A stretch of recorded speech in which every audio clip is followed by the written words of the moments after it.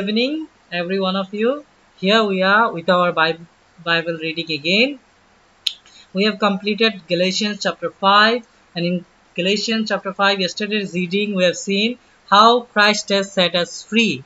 And today we are going to read Galatians 6, where we are going to see how Paul talks about a new creation in Christ, how we are, all of us, a new creation in Christ.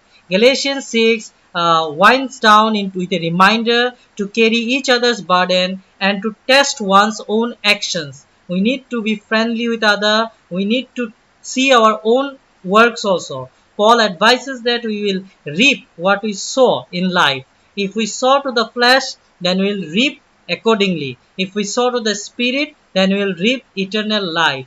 He does this letter reminding us that the only thing that counts is a new creation in Christ Jesus. Really, it's such a wonderful reading we are going to do today, that how we are going to the new creation. And really it's God's blessing that he has really blessed us with a new creation. So let's dig in and do our reading for today. Is going to be from ESV version only. So bear one another's burden, that's the tag. So let's read it. 1. Brothers, if anyone is caught in any transgression, you who are spiritual should restore him in a spirit of gentleness. Keep watch on yourself, lest you too be tempted. Bear one another's burdens, and so fulfill the law of Christ. For if anyone thinks he is something when he is nothing, he deceives himself. But let each one test his own work, and then his reason to boast will be in himself alone and not in his neighbor. For each will have to bear his own load. Let the one who is taught the word share all good things with the one who teaches. Do not be deceived. God is not mocked, for whatever one sows, that will also reap. For the one who sows to his own flesh will from the flesh reap corruption, but the one who sows to the Spirit will from the Spirit reap eternal life. And let us not grow weary of doing good, for in due season we will reap, if we do not give up.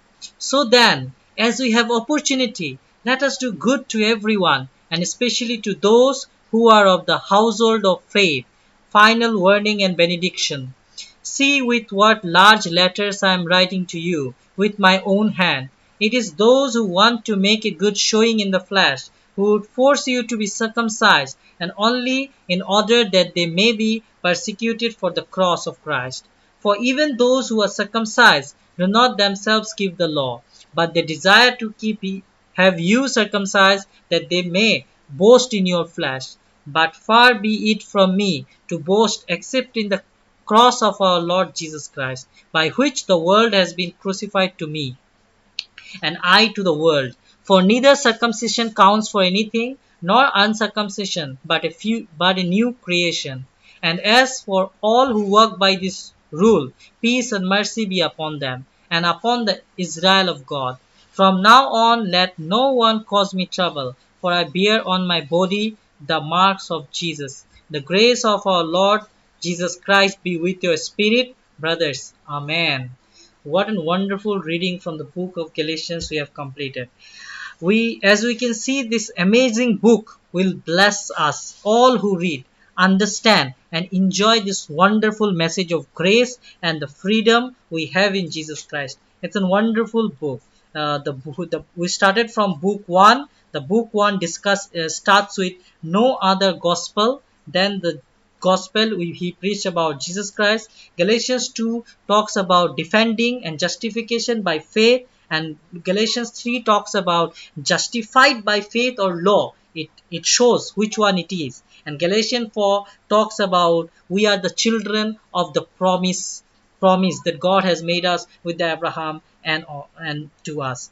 And Galatians 5 talks about the freedom in Christ, and today Galatians 6 we have seen we are a new creation in Christ, and it's such a wonderful thing. The book of Galatians is a call for freedom. The book of Galatians is a call for freedom from the law.